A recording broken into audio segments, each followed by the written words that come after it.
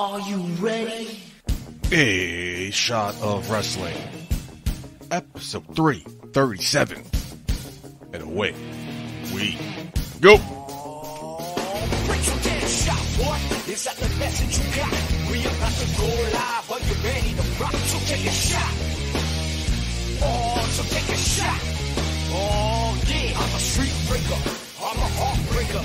This is my dawn. I'm a Ramon Razor. Strict land, nature boy. About to seek and destroy. It's an SOW. Let me hear you make noise. Take a shot, boy. Is that the message you got? We about to go live. Are you ready to rock? So take a shot.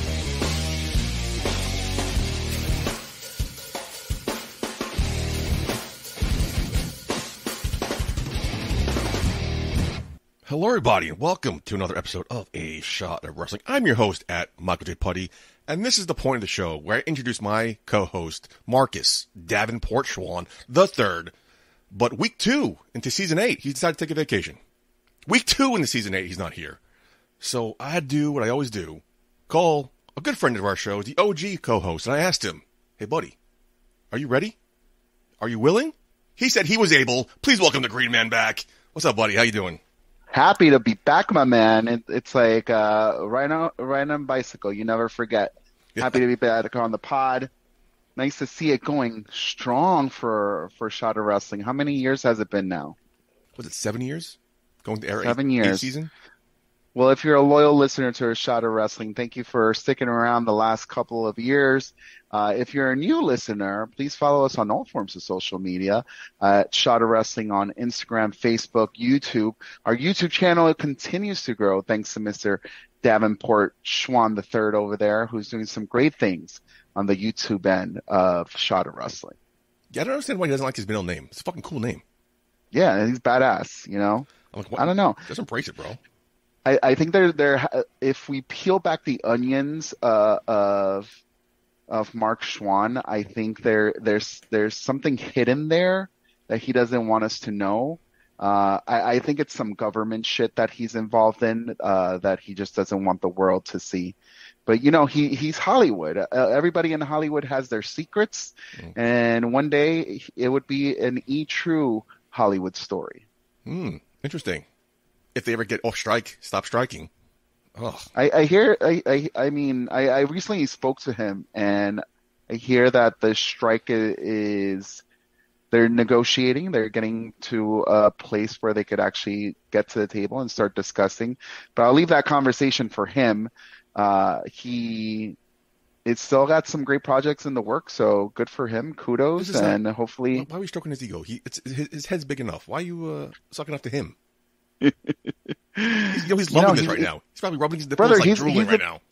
He's a big part of the show. It's you know, when we started the show 7 years ago, it was you and me, and then it was you and him, and then you know, Jimmy J and him, and you and Jimmy J, and now we're all a big part of the family. And I feel like everybody who's been listening and sticking around with us for so many years, they're part of the family too.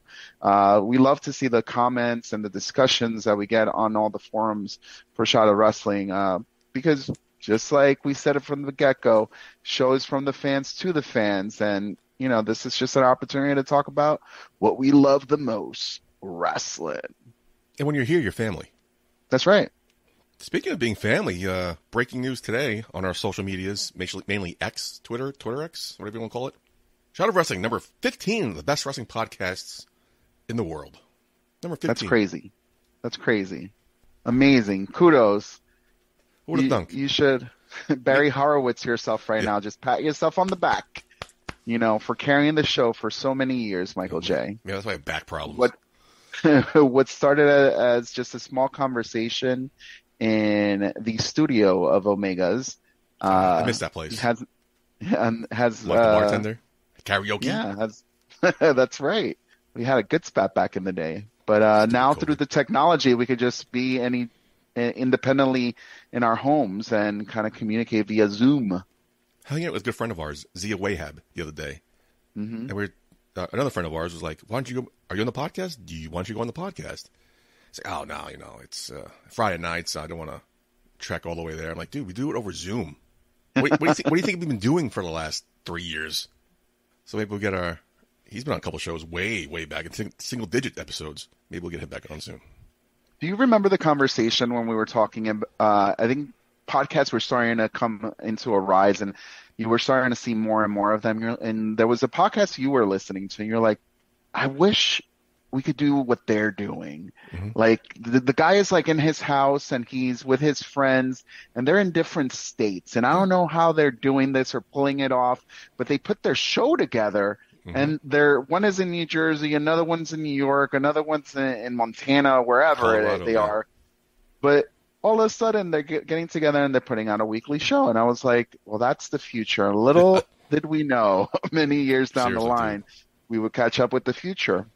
And full circle here, that's pretty much what a lot of the strike is right now with Hollywood. Is like, what is the future? With AI. It is time to regulate a lot of the shit that they're trying to do out there. And, after the talk I had with Mark, he was saying, like, it really affects everybody. And it's not just the entertainment industry. So it definitely opened my eyes to a lot of the crazy shit that's going to be going on in the next couple of years if they don't regulate this shit.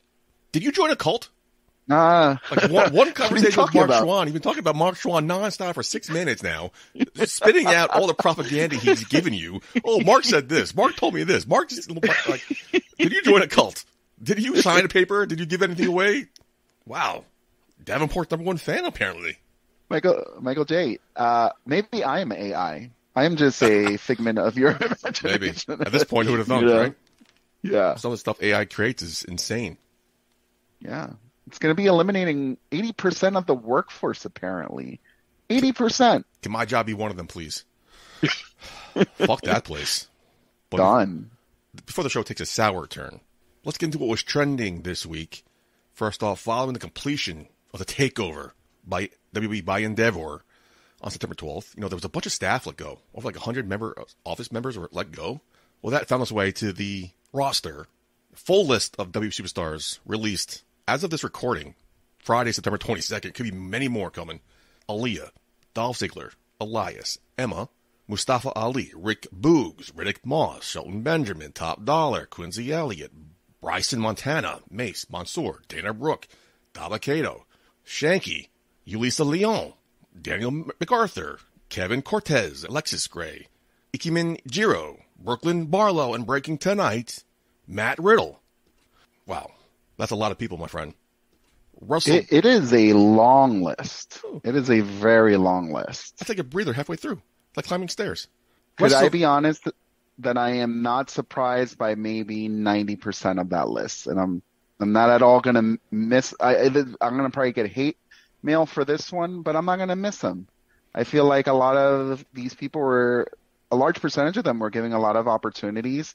Dana Brooke, many times throughout the years, has been giving many opportunities. She was climbing little by little, but she never, I think, really saw a peak in her career. So I hope that, the end of this journey hopefully just starts a new journey for her, because I do believe in her talent. I just think it should be awesome in other places. Other people like, Dolph Ziggler. Dolph Ziggler this is a great opportunity for him to explore his Hollywood career, his comedy a little bit more, and get more into that. Isn't Emma engaged to someone else in this list? Riddick Moss. Yeah. So the couple had to go. Like, I think Emma was announced first, and then I was like, well, she's not going to be going home solo. I would love to see them on the indie circuit. I think that was pretty cool when Emma was there. I'm very surprised about Shelton Benjamin. Are you surprised about Shelton? So all the things Mark Schwann talked to you about, he didn't tell you about the new flow of the show. Now we're trending, so I now have to read a Twitter tweet, and then we would get engaged in conversation. Listen, we're just going to talk. Busy indoctrinating you. We're going to talk. We're going to just let it flow. If people wanted to read what's on Twitter, they would go on to X and read what's on X. But they tuned in because they want to hear what's on your mind, Michael J. Putty, and your co-host for tonight, the Green Man. But fill me in. What are people excited about on Twitter? Yeah, before I get hate mail from Mark Schwann, WrestleVotes, at WrestleVotes. Unfortunately, I'm told to expect more talent to be released over the course of the weekend Best wishes to all those that were affected over the last couple days. So it seems like there's more cuts coming. By the time the show posts, God knows how many more people will be released. I didn't think we would be talking about Riddle tonight. Yeah, that was came as a surprise. I mean, he's had a lot of turmoil, a lot of ups and downs in his personal life, to put that mildly, especially the last, 2-3 weeks ago, JFK? Yeah. He was a huge distraction. I don't think I was surprised that he wasn't on the list originally. When his name did appear on the list, a couple hours ago, I was like, well, that does make sense. Right before SmackDown hit air, it was like, boom, all over X. Mm-hmm. Yep. Anybody on this list, do you think will take the Cody Rhodes, Matt Cardona route and like re-energize and revitalize their career? I think any of them in today's day and age of wrestling has the opportunity to, but who are you excited to see in the independent scene? Like, if you saw this name on an indie poster, would you be like, oh, I got to go to see this? Going back to your point, you're not excited or even surprised by half this list because you don't know half this list. Like Kevin Cortez, I'm sorry, who's that? Daniel MacArthur? NXT, performance talent? So I don't know what their future holds for them. But even so, like even names you do know on the list. Elias, where has he been? You know what I'm saying? Mustafa Ali, he had a recent good run at NXT. Yeah, but that was a surprise. What were they what were they doing with him? He went from the main roster to NXT, and then what? He was supposed to be on Raw this coming week to watch the Dominic Mysterio match. Guess that ain't happening. Yeah. But you imagine Dolph Ziggler, BCW, or HOG, or any Dolph Ziggler probably, if he goes that route. Like you said, he could go, I'm done. Let me go Hollywood. Let me go stand-up comedy. Yeah. His brother has put him on being the elite many a time, so maybe we'll see him in AEW. That's the number one landing spot for everybody on this list when everybody gets released. So just as much as we're excited to see someone like a Dolph Ziggler in the independent scene, who do you think Tony Khan is salivating right now at? Well, besides Dolph Ziggler, there's probably Mustafa Ali and Shelton Benjamin. Those are names that could come in and be an attraction. Aaliyah, pretty to look at, and she was getting better in the ring as she developed on the main roster. So hopefully she gets another shot somewhere else. I'm very curious about what happens with Aaliyah would be a good fit for like an Impact. Yeah, like I could see her. I think, like you said, she was developing very well, but I don't think she's there yet. But in Impact, a smaller roster may give her the opportunity to actually mix it up with some great talent over there. Not just a smaller roster, but one of probably the best rosters, and she can learn a lot from that woman's locker room, Knockouts locker room. Mm-hmm. I'm curious what's going to happen with Mace and Mansoor. Do they continue this male models gimmick on the Indies because that's what they're known for now? Or do they completely go back to their original gimmicks or new gimmicks? Do they stay as a team? Do they stay as a package deal? If they want to make some money, they should stick together for a little bit. With the same gimmick? Yeah. I think going into the indie scene, I think that this gimmick will definitely hit off. It'll probably have a short shelf time to them, but I think they can make some money doing it for sure. Do you think Tony Khan is willing to touch Matt Riddle? Yes. Yes, I think he is. Yes. He got over with the whole bro stoner like RVD gimmick. It's just his personal stuff that bled into the mainstream media, mainly TMZ. That was a distraction. Mm-hmm. But then also, I think his style of wrestling that Matt Riddle has fits very well with the AEW locker room. Like, not necessarily like he's a hard hitter. He's a grappler. He's very flashy with the moves. He is very crowd engaging. Like he panders. He gets the crowd going. So I think he's a good fit for AEW. Tonight on the dark match of SmackDown, we got B-Fab leading out Ashanti the Adonis Hit Row. It's just them two. Do you still engage? Call them Hit Row? It's just these two people now. They need to move on. They need to find something else. Do something else. Yeah. For real. Drop the Hit Row. I like the Hit Row gimmick. It was awesome. Very engaging, but now you have only 2 people from 4? I think it was at the beginning of the year, Triple H, you guys were talking about how he mentioned that, you're going to be given this opportunity and you have a certain time limit to make it or you're gone. He's like 2 years or something. Yeah. Right? That the people on this roster get their 2 years. Is this the end of their 2-year stint? because, like, I think Mustafa Ali was given opportunities and he was close, but he never made it big. Rick Boogs is, I like the package of him. I like the way that he was presented for everybody. It was something different, but I still didn't find something that I connected with his character. Aaliyah, just pretty much what you said. It's just pretty to look at. I don't think there was anything else there for me. I'm probably most disappointed about Elias. I definitely thought he had a lot more to give, creatively and as a talent. And I think they just didn't know what to do with his gimmick, because I thought it was over. I thought it was really over. It was. You know, a couple WrestleManias ago, people were like all over this guy. This guy was doing an album release party at WrestleMania, 30, the New Orleans one. 34. And then the following 34. year, he got into a little scuffle with the Doctor of Thugonomics. Yeah. So that was really surprising. And a good friend of ours still talks about it to this day. That 8+ minute nonstop boo in Seattle with him and Kevin Owens in the ring. So this guy is a heat magnet. As a face, he didn't get over too well. But as a heel, he knew what to say, when to say it. So they definitely dropped the ball on him. I think that, the whole Ezekiel thing, which I was a fan of at first, dropped the ball. That could have gone somewhere, but they just kind of gave up on him. I think he made the most of that Ezekiel gimmick, but like you said, I don't think the writers just knew, all right, now we got this over, but now where does it go? We'll find out soon enough. Moving on, SmackDown is leaving Fox and is now going to start heading over to USA in 2024, and NBC will start airing primetime specials beginning in the 2024-25 broadcast season. The new deal is for another 5 years.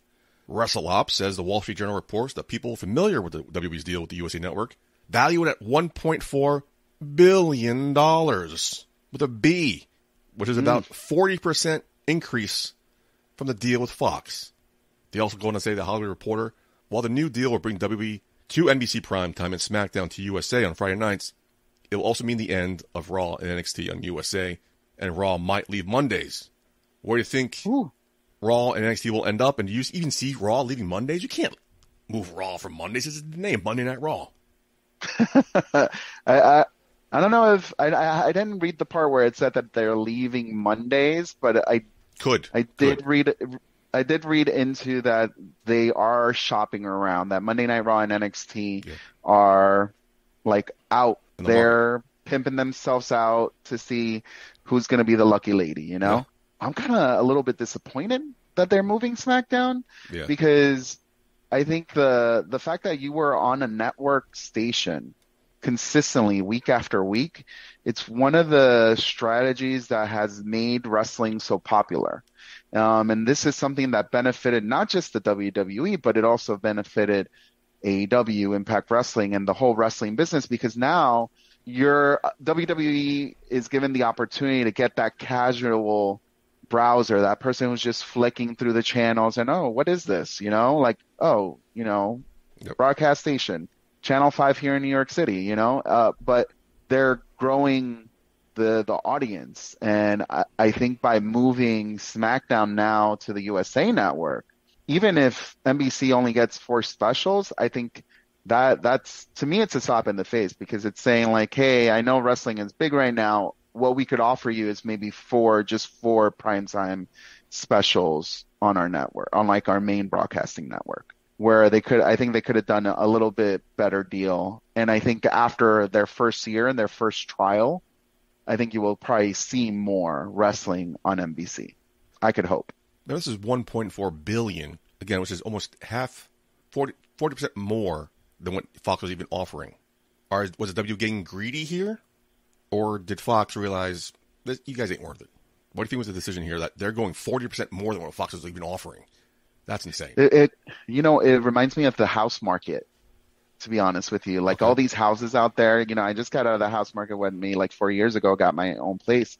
But these people who had the pockets to go into these homes and say, all cash offer, 40% above, the owner of this home is not going to be like, no, you know what? Let me go with this guy. He seems really nice, has a nice family. He's coming from Queens. He's trying to get a loan. He's a hard worker.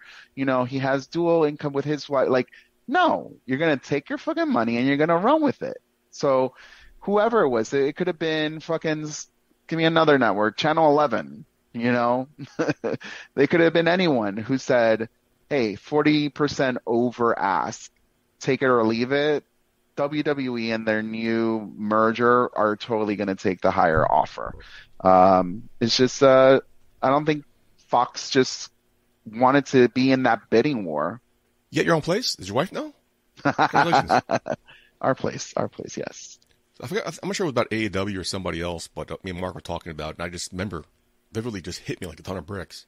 Streaming is the next platform. Streaming is the next untouched realm, especially when it comes to wrestling. So hearing you have Amazon and even Disney interested in Raw and NXT, yeah. I mean, WWE's been the forefront and the precursor to the wrestling industry as we know it today. Why not take the next step and be the forefront bearer into the next realm, which is streaming? Remember, you can watch Raw anytime you want now on Amazon or Disney Plus. Do you have Amazon? Yeah. Do you have Disney? Yeah. All right, good for you. Not everybody does. So the question will be, let's say it goes to Disney, and someone who doesn't have Disney, will that make that person buy that streaming service? Would you? Because Disney's a little bit more expensive. Disney's not Peacock. You know, it's not that $5. It's not. It's a little bit more.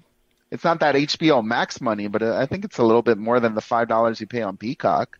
I think I'm paying like $13, and I get Disney, Hulu, and ESPN. To get the package deal, folks, you get a discount. Now they're running a Hulu Disney Plus without the ESPN, because ESPN sucks. I mean, who watches that except UFC people? But yeah, I mean, this might make the fan like, oh, I can't watch Raw anymore? Like, what if your son wants to watch Raw? Do you like, oh, you can't watch Raw anymore? He goes to YouTube. He watches the clips on YouTube. That's it. I think you will probably lose an audience to that. If you go totally just streaming service, you may lose a part of your audience. And that's a risk that like you said, it's the future. It's the next step of where things are going. So it's the risk you're looking to get into because that is where everybody's going. Yeah. We know about this. Man. How many services do you have? You have Disney. I got Disney. Peacock. I don't have Peacock. You don't? I use a friend's. Okay. So I pay for, put it that way. I don't pay for HBO Max because I have HBO part of my TV deal, so I technically don't really pay for that. Hulu, I like HBO Max. Hulu, Disney, and Apple Plus are the ones, because I have a friend's approximately a month on streaming services. How much do you spend? I never really calculated it. I think Apple TV is like $5-6 a month. Okay. And then the Hulu an extra maybe $25. Like I said, the Hulu Disney thing is around $13. So you're looking at $18. Not too bad. So an extra $20. Roughly, yeah. Plus cable, right? Yeah. Which I'm thinking about ditching, bro. It's getting higher and higher. Jesus. That's what I'm saying. So like, at what point? Because I dropped cable already. Because I'm like, I'm not watching cable. Like, I mean, I got a friend if you need that Fire Stick hooked up for you. But I ditched cable because I am also just streaming. But I also don't have the time like I used to watch that much TV. Do you have like a live TV service, or do you just use streaming stuff?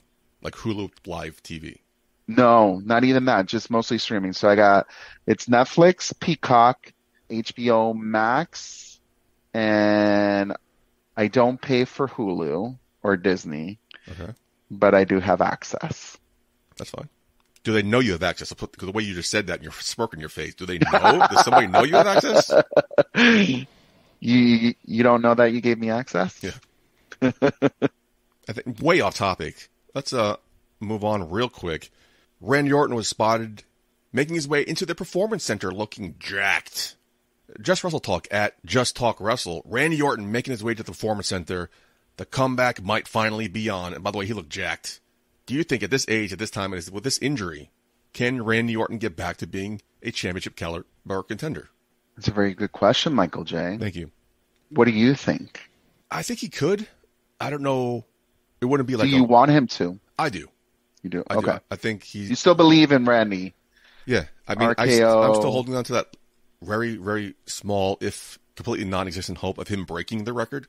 If anybody's going to do it, I think it is him, but he's at 3 away. I don't see him having 3 more title reigns. Let's go with the Charlotte Flair route where they do it for like 3 weeks and then drop it. I think he could be up there. I don't know if he'll win, but I'd see him main eventing against like a Seth Rollins or Shinsuke or a Roman Reigns even. He looks good. He looks phenomenal shape. It's just, can his back hold up? I don't think I could see him. I think I could see him chasing the title. Yeah. And giving either Roman or Seth the Randy Orton rub to push their status even higher.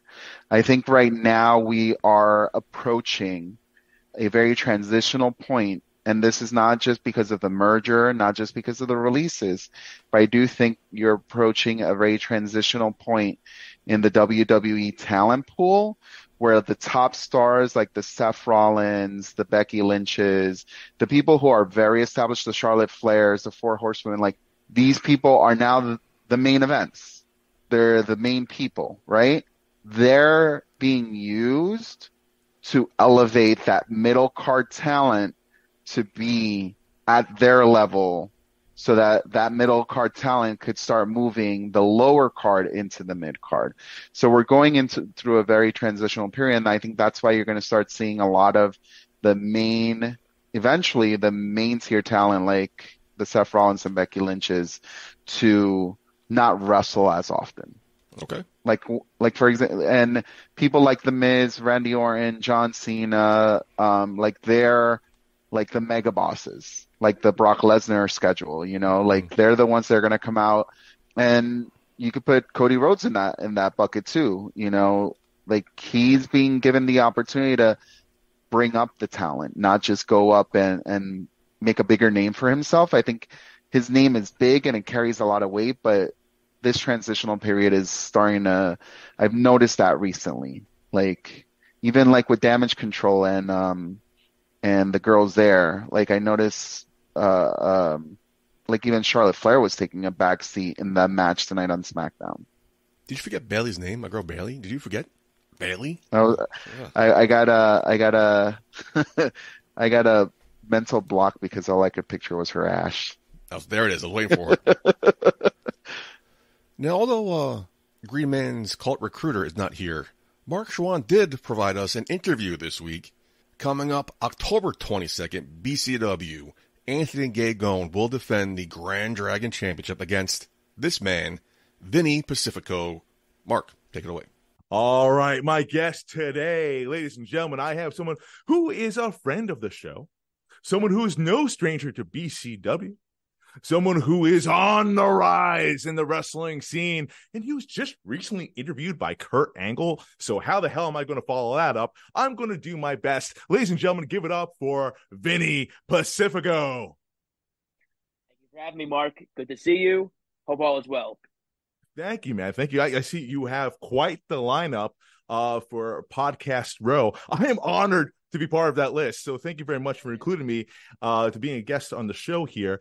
Tell me, Matt, like what was that experience like though, being interviewed by Kurt Angle? So the Kurt podcast was wicked. I tell you what, like childhood heroes, and getting to be interviewed by him was just really special. And came out of nowhere. I'm in bed morning, wake up, get an email or a DM, and that was it. And it was really, really cool. And I'm very lucky. That is amazing, man. So wait, it came out of nowhere. So they reached out to you. So over time, using Kurt Angle's moves, some of his moves, and his influence on my character, I feel that that's helped in many ways. And someone who's influenced my character knows Kurt very well. I'm not sure that correlated, but yeah, they reached out to me. I think being sponsored by these companies had something to do with it. I'm very lucky, like I said. But yes, being on the Kurt podcast was an experience I'll never forget, and something that I never really thought would happen. Or like it's just random. Were you nervous going into that? Because like was he? It seems like he was a big influence on you, right? Am I wrong in saying that? Yeah, he is and was and always will be. I was nervous. Yes, I just took it. But I also had the mindset of just do what you always do. Be yourself. Be genuine. And that's all you got to do in these podcasts, just be yourself. And I think I'm a good person. I try to be a good person. So I feel like my being genuine will shine through to the camera, and that's how I always believe to do my things. Podcasts. So being in the podcast world myself, I personally love the convos before and especially after the interview itself, right? Sometimes there's a true golden nuggets and best conversations to have. Did you have any of that with Kurt at all? Yes. Did he give you any sort of like inspiring advice or anything like that? Advice was to keep doing what I'm doing. He's watching. He said he's to be watching what I'm doing, which is awesome. And he's very stoked. He was very stoked to hear what I had coming up at the time. Like New Japan was coming up at the time. My contract with G Fuel was going to start that same week, or I signed it the day before. But yeah, he was very stoked to hear those things and very happy to hear those things. It was incredible. And but beforehand, yes, we had some talks. It was pretty funny actually. We had a lot of laughs. He's hilarious. Just really cool stuff, really cool. Like going back and talking about stories about wrestling and just his career early on and stuff like that. So it was really cool. That's awesome, man. So talking about these opportunities that you've had a banger of a year, no pun intended. Sponsored right now by G Fuel. Yes, dude. Let's talk about it. So yeah, you've had sponsorship with energy drinks, right? Yes. Absolutely killing it because you've always been an energy drink guy. Yeah. Were you purposely gunning for that to get those sponsorships? Was that something that was calculated and planned? How did that come to be? And yeah, I know it's definitely doing wonders for your career right now. Talk to us a little bit about that. I'm very lucky and I'm very blessed for that. At first I did not go for it or assume or think any of this would happen. At first, I was just like doing this character, using energy drinks because it's not really a character, it's really me. But and that's the best stuff. It is. It works the best. I was doing the energy drink stuff, and I'm like, this is really cool. People noticing and stuff like that. And randomly, I did a cool wrestling spot with the drink in Oregon. Blew up on social media. 3 days later, got a contract from Bang. I was like, holy shit, this is real. I didn't believe that at first, but then eventually I went back in my email and saw everything on the bottom, the phone numbers, the email, other stuff. So I was like, you know what, this is real. Wow. Over that one video. One video, yeah. It might have been a few of the other promos that I've been doing, but the in-ring spot, I think, set it off. I don't know. Of course. I couldn't say. But hey, I couldn't say, but I'm happy it happened. Right. So, sometimes it's not about how you did it, just that you did do it. You know what I mean? Absolutely. Yeah. That was great. I think Bang, doing that with Bang, put me on the map. A lot of podcasts reached out to me to get me on and interview me about that and see how it worked, see the process and all that stuff. It was really, really cool. Down the line, sadly, Bang went out of business or stopped with the contracts. And I legally could not have a sponsorship with me or their whole roster of people. So I spoke to the CEO, or not CEO, one of the top managers at G Fuel, Rob. We talked before, know who he is, and James from G Fuel had a talk, and they're not really. G Fuel is not a athlete wrestling oriented energy drink. It's more focused towards gamers, anime, cartoons, and superheroes. So having a wrestler come on, they were a little bit. I'd say they were excited to have me on, but skeptical about how I would do or how it would work. And so far, there's nothing but very happy reviews on their end. They've been very, very impressed with everything I'm doing, very happy with everything I'm doing. And there's some things in the works that would be very big with G Fuel with me.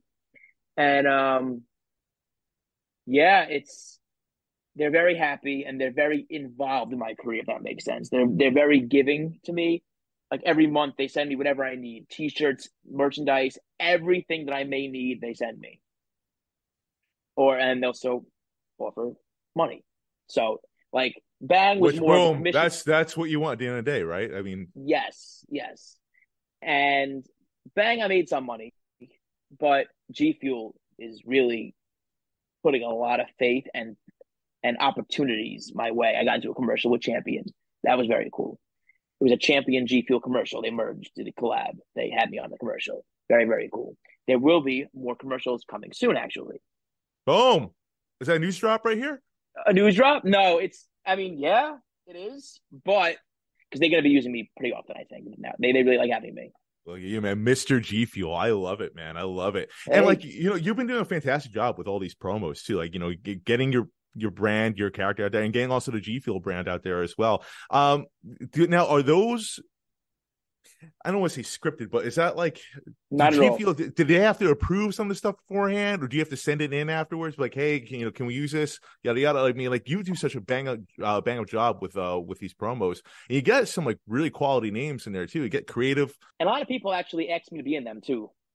Of which course, is awesome. Or they had their own. The Tommy Dreamer had his own. Tommy Dreamer, I did one, had his own idea and everything. But no, not scripted at all. Really, maybe just a general idea about what we're gonna do.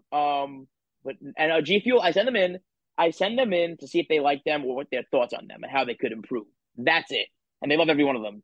But I'm pretty open to what I could do. Bang was different. Bang, there were some restrictions, but G Fuel's pretty open in terms of like keeping PG-13. That's all they really care about. But they love what I'm doing too. They love it. It's bringing out a whole new audience. It's bringing out a whole new different set of people to G Fuel's brand, and it's just a great collaboration. They're saying they love it. They love the collab. They love the growth, and like I said, some opportunities are going to be happening with G Fuel, big ones. That's amazing, man. Well, I'm very happy to hear, man. Couldn't happen to a better guy, and especially man, you again another banger year, man, for you. You're getting married. Let's talk a little bit about that. When's the date? It's in November, I believe. 11/11, yeah. 11/11. Lucky day indeed here. Yes. So how are you feeling? I feel very good about it. I'm very excited. She would not accept any other day but 11/11, so that's why it's 11/11. But it was a good day to pick. Great wedding venue. We got a great DJ. We got a great photographer, videographer. Mark Torres, wrestling photographer, is going to be my photographer. Oh, that's awesome! Mixing the worlds. Yeah, of course. But I'm excited. It's going to be awesome. We had her wedding shower this weekend, and I walked bridal shower. Sorry, I walked in. And I didn't want to leave. I was like seeing everybody, like everyone hugging me. Oh, good to see you. It was so nice. I had my bachelor party Friday in Atlantic City. That was wild. We don't have to go into detail for that, but okay. No details. But I don't drink ever. But I did drink that night, and it was off the walls. Oh man, I love Atlantic City. It's a good time. We went on the roof to a rooftop bar. Me, Cheeseburger, Ryan Mooney, all these awesome people, Chris Benet, and my other friends. And all of a sudden, I started wrestling. Apparently, I get told like, Vinny started wrestling Ryan, and I was like, oh, did I? And the bouncer was yelling at us and stuff like that. And I don't remember the bouncer yelling at us, but I remember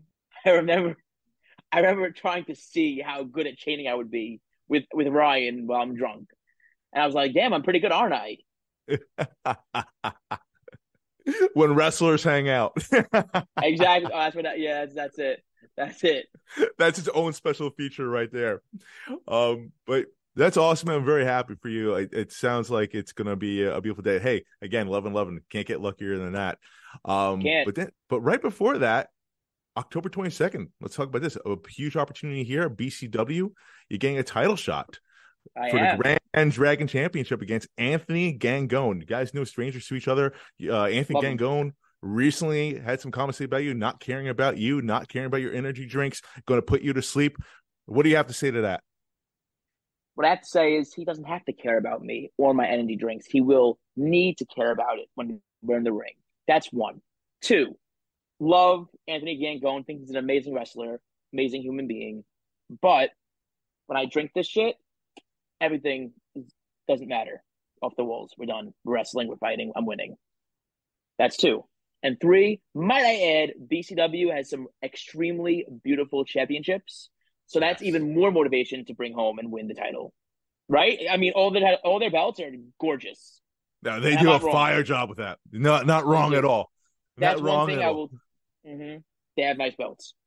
That might be one of the reasons why people always want to come to BCW. Like, I want one of those belts. Like, let's get one of those. That's facts. So, how many energy drinks do you have to go into this to make sure Anthony Gangone doesn't put you to sleep? Like, you're a high strung guy. It's going to take a lot to They vary. Yeah. They vary. It varies because G Fuel has different types of energy drinks. They have one that are high stim and low stim. So depending on how I sleep that night and the gym session I had that day, I may do a light energy drink, or maybe and two of them, or I might just do one heavy one. So we'll see. Like one is 300 milligrams and one is 140. So yeah. So you have that on your side. Is that cheating necessarily? No, right? I mean, it's not cheating. If he wanted to, he could grab my G Fuel and drink it. If he wanted to, it may not give him the powers it gives me because me and the G Fuels are aligned in one, But sorry, it's true. I mean, listen, me and these G Fuels, we go way back. He could have a sip, however he reacts to it, so be it. Now they are welcome to have one. I am not holding it back. If you want to try some, go ahead. But it will not give you what it gives me. That's my final answer. Hey, listen, you said G Fuel and you guys are very much aligned. However, what's also aligned is Anthony Gangone calling himself Dr. Sleep, aligned with October. It's spooky season, baby. Dr. Sleep? That's what he calls himself, Dr. Sleep. How are you gonna? But my thing is, how are you gonna put someone to sleep who is highly caffeinated? Right. That's my question.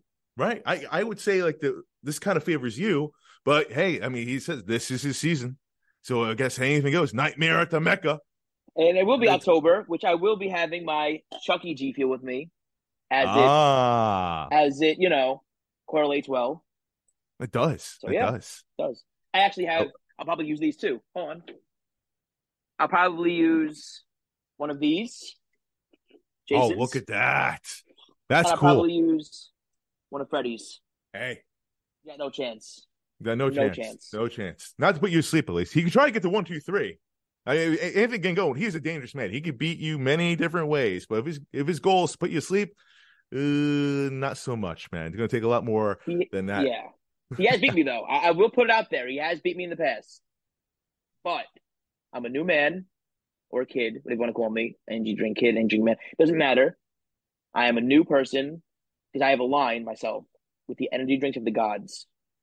So there's no way in hell guy is going to get the same Vinny he had when he first had me.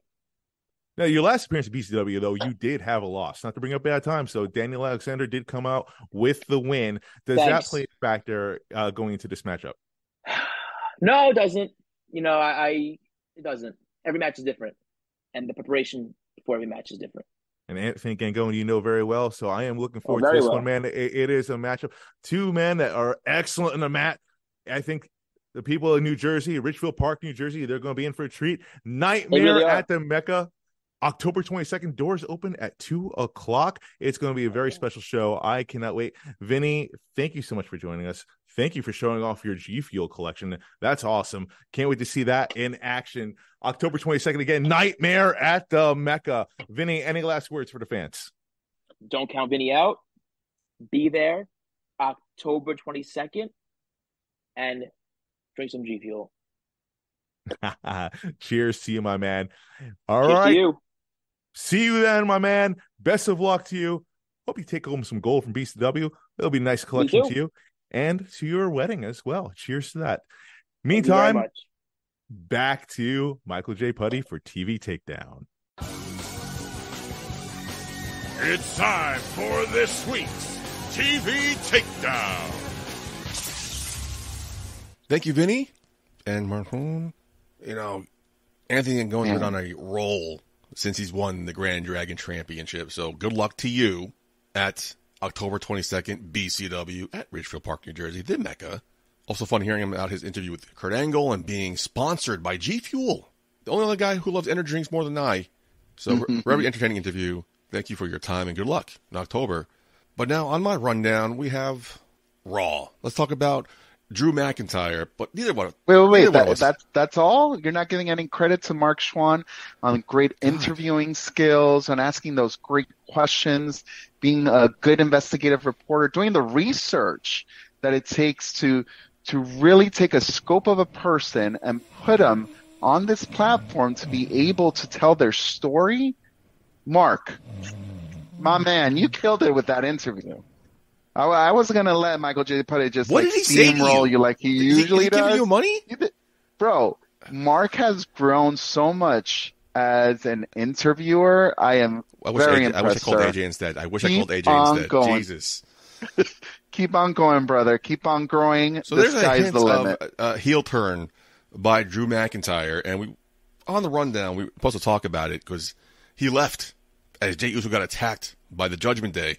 But you didn't want to talk Right. about that. You want to talk about Jey Uso, main event Jey Uso. Please, the floor is yours. So the storyline with Jey Uso, and now this is just conspiracy that I may be bringing up. I don't know if the rumor mills or I've heard it or seen it or something, but I have a very sneaky suspicion that there is a mole in Monday Night Raw, and his name is Main Event Jey Uso. I think I love how Kevin Owens had kind of like a Cody Rhodes trial on Monday night and called him out and said, hey, just to get this straight in front of everybody, like you said that you were the one who pulled favors to get this man back into not just the company, but into Monday Night Raw, into our locker room. Like you were the one who pulled favors. Those were the keywords that he said. He pulled some favors. Whatever pull Cody Rhodes had, he used to get Main Event Jey Uso back into the company and into Monday Night Raw. I love that they mentioned it, and it wasn't just something that was going to be like swept under the rug, because it got me really thinking like, well, what's going to be going on? Kevin Owens is right? Like this guy pretty much made everybody's life a living hell, but you're going to welcome him with open arms. You should be a little skeptical. I do think that there is a mole in Monday Night Raw, and he has a blue mullet called Main Event Jey Uso. A mole for what though? What's the mole point? What's he reporting back? I think he's still reporting to Roman, man. I think he's still reporting to Roman. I think this is going to be a way for Roman to get inside and get into places that he's not able to get into, because everybody hates Roman Reigns. Everybody knows that he's untouchable. He's one of the longest reigning champions, right? And I think that it's also going to be a way to kind of bridge the Cody Rhodes storyline in Monday Night Raw with a Roman Reigns storyline from SmackDown. He's like the bridge. So Jey Uso, the one WWE management is very high on his performance. The recently came out yesterday. He's front and center of the new Raw poster. So they plan on pushing him to the moon. But you think this is all for naught, and he's just going back to what he was from last year, a mole, a lackey for Roman Reigns. Yes. Wow. As the main event. Okay. They're going in. It's gonna this what I'm thinking of for Jay is something that, yes, he has to be the main star. He has to be at the caliber of a Cody Rhodes, right? To be able to get in with him, to know how he works, to know what manipulates him. And just when you think he's your best friend, guess what? You're not his blood, brother. You're not his blood. His blood is over on SmackDown. And you just got taken. And Kevin Owens, in true Kevin Owens fashion, is going to be like, I told you so. Y'all need to deal with this because I'm out. I hate to disagree with you, but I'd hope you're wrong. I don't want to see that. Come on, let Jay be Jay. Main event Jey Uso with the blue mullet, like you said, rocking out that tummy shirt. Yeah, let him. We'll see. I mean, I could be wrong, but we'll see what happens with the main event Jey Uso over on Monday Night Raw. I mean, the other thing that could, if we're gonna go your route and we're gonna push Jey Uso to the moon, then you may want to see the brothers WrestleMania match, right? Mm-hmm. The Usos one-on-one, kind of like the Hardys when the Hardys went one-on-one, right? Yeah. Then that would be the other direction that they go with Jey Uso. If I was a betting man, that would be where my money would be at. Them leading to like a WrestleMania match between them two. Sparks it off at like the Royal Rumble, like where one eliminates the other. The great thing about what they've built with the Bloodline story is that you could get both. True. Because there's so many layers. Like year one could be all about, Jay and Jimmy climbing to their own respective brands as top talent, individual talent, no longer the tag team, and then facing each other, but then gaining a mutual respect after their battles and coming back together as one and turning on Cody Rhodes. Year two. Oh, there's more to this. Okay. I'm just writing it. I'm just going to start writing it, and WWE needs to start paying me for it. That's all I'm going to say. Please. It writes itself, Michael J. It writes itself. And what's your social media so they can hit you up? You can't find me. Yeah. You can, but they're dead accounts. I'm still getting likes in your Green Man. Like, oh, Green Man posted something. Like, oh, are you using your Facebook Green Man post? Like, no fucking way. Someone probably hacked it. But moving on real quick. AEW's Grand Slam. Lori at Mick_Lori16. That Saraya versus Toni Storm match was just really good. Easily the match of the night and Saraya's best match in AEW so far. You said you watched Grand Slam. Was that, in fact, the match of the night? And then what's next for Outcasts? I think I agree with half of that comment. I think that it is Saraya's best match in AEW. Mm-hmm. She hasn't really had too many matches, so there's not many that you could say. But caliber, yeah. It is her best. I don't think I ever was a big Paige Saraya in-ring fan, to be honest with you. I think there's a lot more talent in other women that they have shown as far as their in-ring work. And I'm also very skeptical because Saraya has always found her way into a group, into a clique. What was she with the WWE? She was running around. Wasn't she with Ruby Soho? No, she was with, she brought in two other girls. What were they? Wasn't Io Sky and, not Io Sky. Oh, it was Asuka and the Kabuki Warriors. Kairi Sane. Yes. Kairi Sane. Yes. But she was always the manager there. In that group. Yeah, but she was always like part of this group. Even when she debuted on Raw, she was being pulled together with AJ Lee. I don't think Saraya has ever stepped alone by herself for a long period of time before she was brought back into a group setting. Interesting. So it leads me to question, can she survive on her own? I don't think so.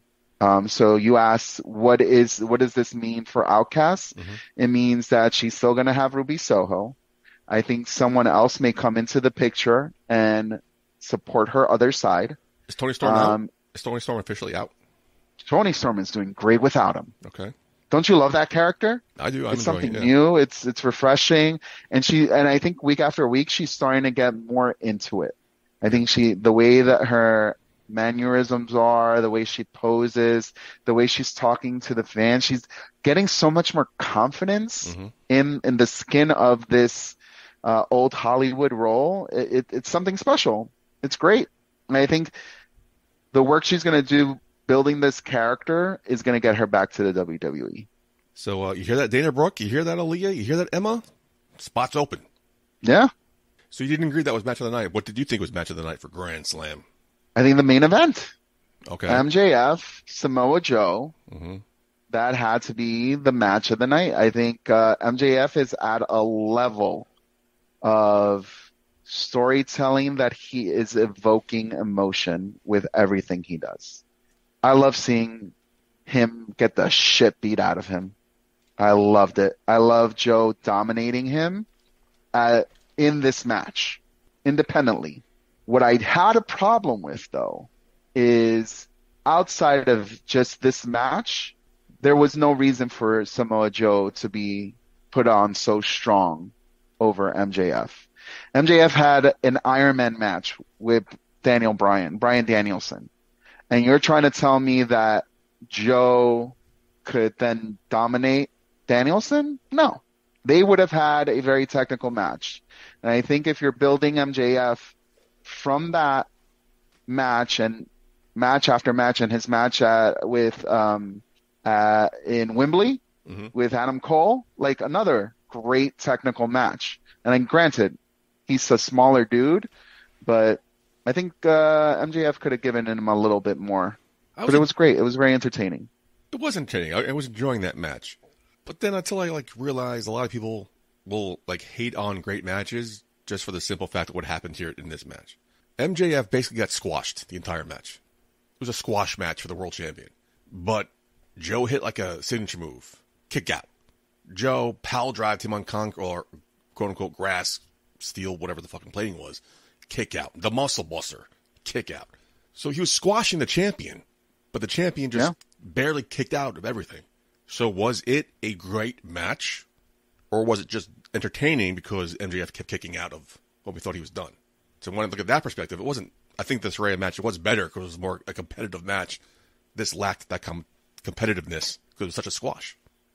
I think it's perception then, and we have to think of what makes a match of the night to you. Mm-hmm. Is it a consistent back and forth, the move set, the athleticism in a match, or is it the storytelling? I get pulled in when it comes to storytelling, and I hate the overuse, by the way, of the word storytelling, because all of a sudden everybody listens to podcasts, everybody reads the dirt sheets, and it's all about the freaking story, right? Everybody, you hear a wrestler on an interview, it's like, oh, I love telling stories, right? Mm-hmm. But I don't even think the casual, even the in-tune hardcore fan who says, I love storytelling, really understands what that means. And I'm not saying I do either. But I am saying that the story that was being told in the ring, MJF was thinking about every move set. He was selling for Joe. He was dragging me in more and more and making me more emotionally invested in seeing him win and seeing how he was going to win. Where the Saraya match, maybe it was a little bit more athletic than I've seen the women. It did have a little bit entertaining. They had some gimmick stuff in there with the shoes and the kiss, but I thought it was just a pretty good women's match, as it should be. It should be a really good women's match. It's the women's champion versus a top tier person in that division. So I think they did deliver, but I don't think I was emotionally invested like I was with Joe and MJF. Speaking of great women's championship matches, Crispy Wrestling at Crispy Wrestling. Io and Asuka delivered a 10 out of 10 match, and it didn't end in a DQ, and it went nearly 20 minutes. They absolutely needed to run it back. I was satisfied with that on SmackDown. I agree on that. That was a great match. I agree on that one, too. But that was different. Before you kicked off, you had Charlotte Flair coming out of nowhere, getting involved in this match. Now that she's involved in the title picture again, is Charlotte next in line for a title opportunity? She was throwing hands with Bayley and Damage Control. Does she even deserve a title shot here? So many questions and not enough answers. I think it's one of those things you're going to just have to tune in and watch. I think in that transitional comment that I made earlier, she's going to come into this storyline to build the crew, build everybody else in there. She's not going to go away with the title. And if they do put it on her, it's because they're going to try to build the next person. So who's the next person who could take it from her is the question. Jade Cargill, maybe? Or as the copyright stated, what is it? Jade Parker? Oh, that's right. I think the WWE Jada Parker is what they trademarked recently, which is not bad. I'm not upset about it. I'm not mad about it. It's pretty close. But then also, tonight on SmackDown, Karrion Kross released a video of him backstage watching the John Cena entrance, black and white. Could this lead to a Karrion Kross-John Cena feud? I am all for that, because we know John Cena had no problem putting people over, and Karrion Kross has kind of been stagnant lately. So I wouldn't mind this maybe getting a little shot in the arm, the whole Karrion Kross gimmick. I want to believe in Karrion Kross so bad, brother. Me too, man. I want to. It's there. It's there. His work, seeing it in person in the Indies, seeing it many years before he made it to the WWE, and then even in NXT. But somehow, ever since he got to the main roster, and even when he was released and he came back, I still have not seen the Karrion Kross that I know is there. That badass mother effer who could just kick some ass. I saw him. He was at Main Event over at Nasa Coliseum, and I saw him in person. I'm sorry to say, I felt like it was a shell of the person that I've seen wrestle before. I don't know if it's just like the moveset of what he's trying to accomplish with this new character, but it did not connect with me. And I was talking to someone that I went with to the show with, and I was like, you know what? I just think he's too nice of a guy. Karrion Kross, Killer Kross. Killer Kross backstage is too nice of a guy. He is taking his orders and he's trying to make the best with what he's given, and he's not putting his foot down in certain things and saying like, no, like I'm gonna do it this way. This is how it's gonna work. I think he's a smart dude, and I think he's not showing that backstage. But here I am just speculating. See where this leads. This wasn't there for nothing. See where this leads. You know, Mark Schwann's not a big fan of Impact Wrestling. Here we are. Let's give me a chance to talk about some Impact Wrestling. Impact 1000 last week. 1000, baby. Impact 1000 Part 2 this past week. I was this close to going that Saturday night a couple weeks ago. I'm like, let me just fucking go. Decided against it, but I kind of regret it. What a fucking great show. The last 2 weeks were great shows. Yeah. At Handlebar Orion X. At Handlebar OXD. Just when we got Joya, he was quoting a tweet from Impact saying, Yaya Yamura, your mother, has unfortunately drawn the short straw on Feast or Fired. He got released or fired. You give us one of the greatest entrances in wrestling history with Joya, with him and Joe Hendry, only to rip it away like a month later? It's fucked up. If you don't know what I'm talking about, please go to the YouTubes and YouTube's Joya, Joya entrance. Trust me, you will not regret it. Did you watch any of the Impact 1000? I've been catching up on a lot of the clips. I think one of the ones that is circulating the most right now is the Knockouts division. The old school versus the like new school, the surprises. My God, it's nice to see Tasha Steelz back on my TV. Damn right. Fleva is back. Seeing her through our time in the Indies, and she was a big staple in the BCW locker room. You knew there was a lot of talent there, and I think Impact, and I know her relationship with everybody backstage, she's listening in a lot.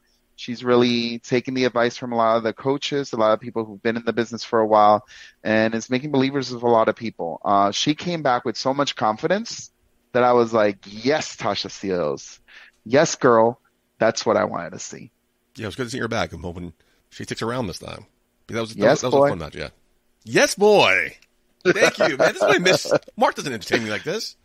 What a great vignette that was on Smackdown. Good luck. Hashtag Elton Prince Power. Whatever it was. Yeah, that was a good one. Right, buddy. This has been fun. Good times, brother. It's like riding a bike, man. I feel like you never left. But quickly, if there's any way you could answer this question in 2 to 3 minutes, please. I'll try. CM Punk reformed the new Nexus.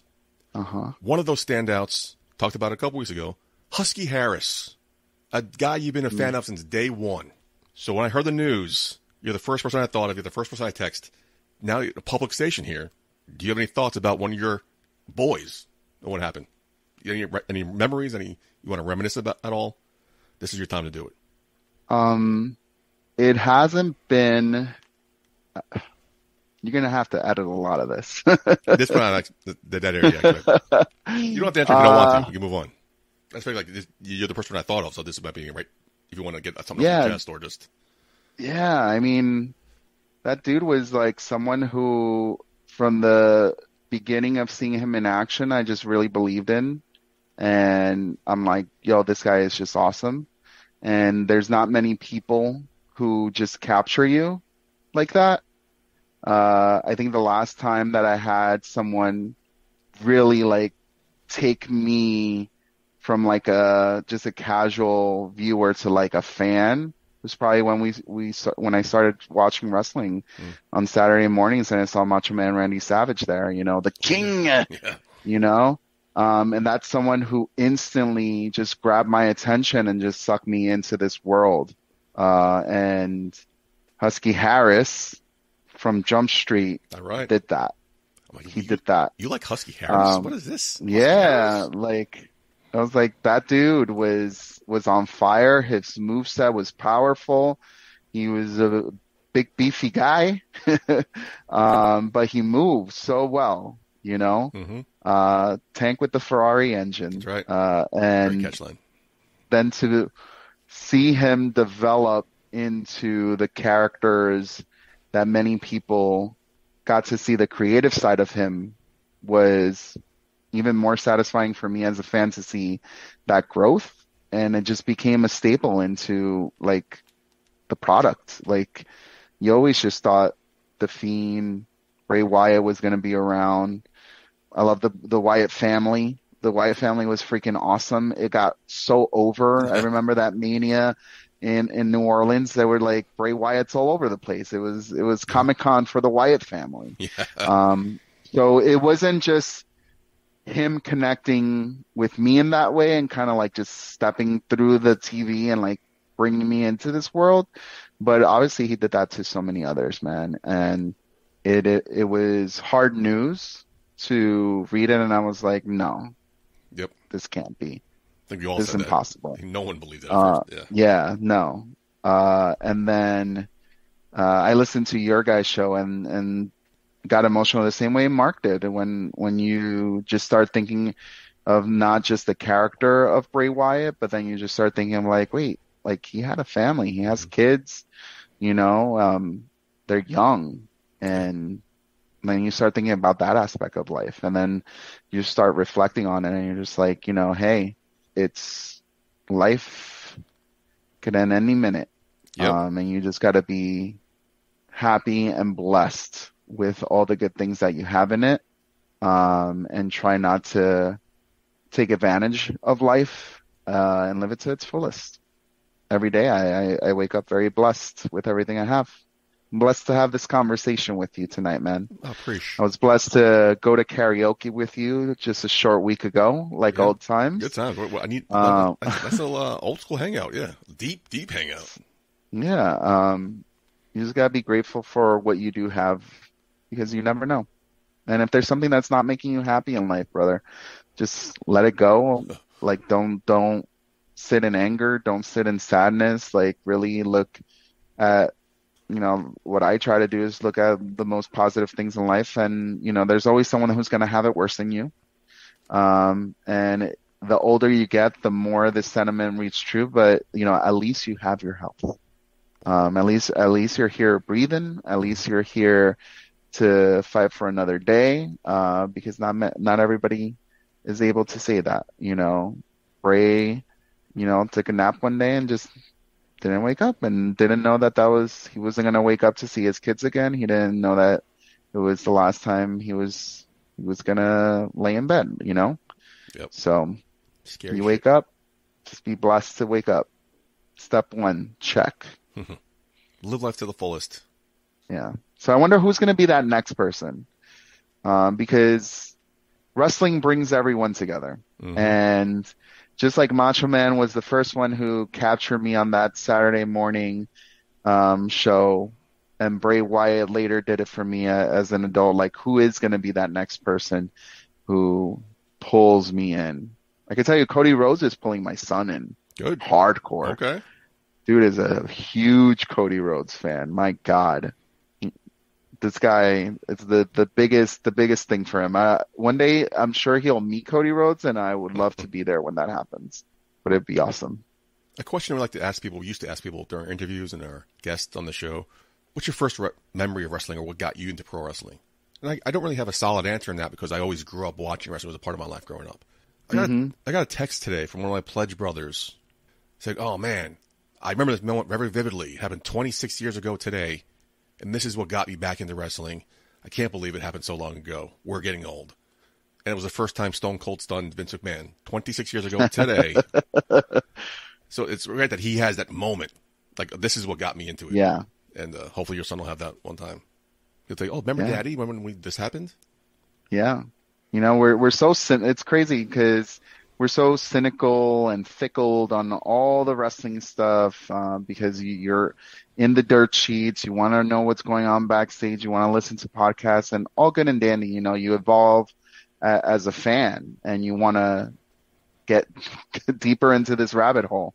But seeing a kid at his purest form fall in love or begin to fall in love with wrestling, and you start seeing a little bit of like how you were. Mm-hmm. Like my kid cannot watch wrestling without jumping on a couch and trying to drop an elbow on me. Of course. He wants to wrestle. Like he wants to like be in the action, you know? Like, and when he goes to see a show, like he does not want to sit down. He wants to stand. He wants to scream.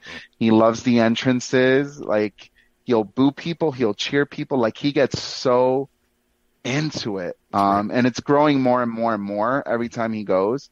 So to see that, it just puts things in perspective. Like sometimes just sit back, enjoy the show. Like that's what you're there for. It's nice to talk about it with your buddies. It's nice to get on the pod and discuss it. But before we got to discussing it, we were just enjoying the show. And sometimes I just have to remember, like, just go and enjoy the fucking show, man. You hung up the paint. You hung up the Green Man. You know, I own the rights to Green Man. If anybody wants a Green Man, let me know. But you're no longer Green Man. And right. there was a while there, you're like, oh, yeah, I don't watch wrestling. I'm not really into it. I'm not really following what's going on. Now, are you getting back into it because the product is so hot, or is your son's passion for it fueling your more to get back into it more? Are you seeing it through his eyes? A little bit of both. The product is really good. The WWE, the stories that they're putting out is really pulling me in. And it's not as much as the Bloodline, but I love the Judgment Day stuff right now. Like the Judgment Day from the beginning, from how it grew to where it is now in this past year, I got more into that. And I'm so curious to see how it's going to continue. Dominic is going to get his heart broken eventually. Okay. Yeah. There's no way that Rhea is going to be hung up on him 5 years. They're not Macho Man and Ms. Elizabeth. Mm-hmm. Okay. So Dominic is going to get his heart broken, and I want to be there for that. I'm very interested to see how far Damian Priest could go. Damian is not someone I believed with early on in the Judgment Day, really? But he's making me a believer now. Good. And Finn, I feel like hasn't gotten a fair shake until the Judgment Day. Like I'm actually seeing him have fun and enjoy being in this clique, and I love it. I think it's bringing out the best of him. So I'm really involved in, like, that's bringing me in the most. But then also just watching it with my son, you know, and seeing him excited about Cody Rhodes, knowing all the wrestlers, talking to me about it. And sometimes, like, I'm like, well, how do you know that? What do you mean? Did I miss something? Like, are you starting to know more than I do? I'll never forget going to our friend John's house, and his firstborn was very young at the time. And he started telling me about Shawn Michaels. I'm like, I know. Who are you talking to here? So that's awesome. So hopefully that continues. Yeah, I mean, my son's birthday is around Royal Rumble time. Yeah. So, like, he's already saying, like, so for my birthday, we got to have a cake and we got to watch Royal Rumble, right? And I was like, yes. Yeah, right. Yes. So, you know, back in the day when you were the first 100 episodes, when you were a nonstop co-host of the show, remember those shows that would go like 2.5 hours, like 2 hours long? We would just like talk nonstop. Well, we kind of run a little long here. So before we go on all night, let's put it to an end here. Do I even bother asking you about social media's accounts? No, Rick, you don't have any active ones, right?